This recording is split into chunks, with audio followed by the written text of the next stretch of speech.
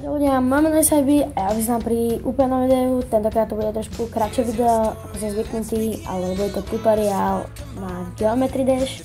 Čiže ako prvý krok musíte ísť na svoj prehliadač internetový a stiahnete si toto.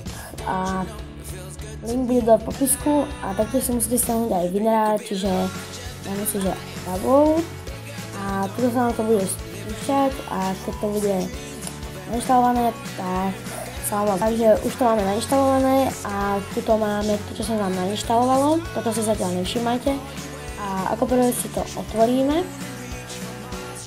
Otvor sa. Takže a prenesieme si toto na pracovnú plochu, čože je teda toto, ale ja toto mám. Takže prenesieme si to takto na plochu a jediné, čo urobíte je, že už iba otvoríte zložku a tu máte Geometry Dash, tak neviem, prečo mi neukazuje obrázok, no ukazuje. A iba kliknite na Geometry Dash a už vám to pôjde, čiže to vám ukážem dôkaz. Čiže ako môžete vidieť, hra nám plynulo ide, čiže tuto už som si vyhral nejaké levely a neviem, dám nejaký random, no jumpera, ty kokos, tak toto som si správne vybral, no super. Takže ako vidíte, hra vám ide.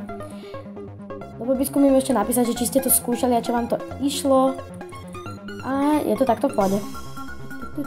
No, tak ja toto nebudem robiť, lebo si ešte zlomím ruku. Takže ak sa mi to páčilo, tak určite zanecháte like, poprípade koment.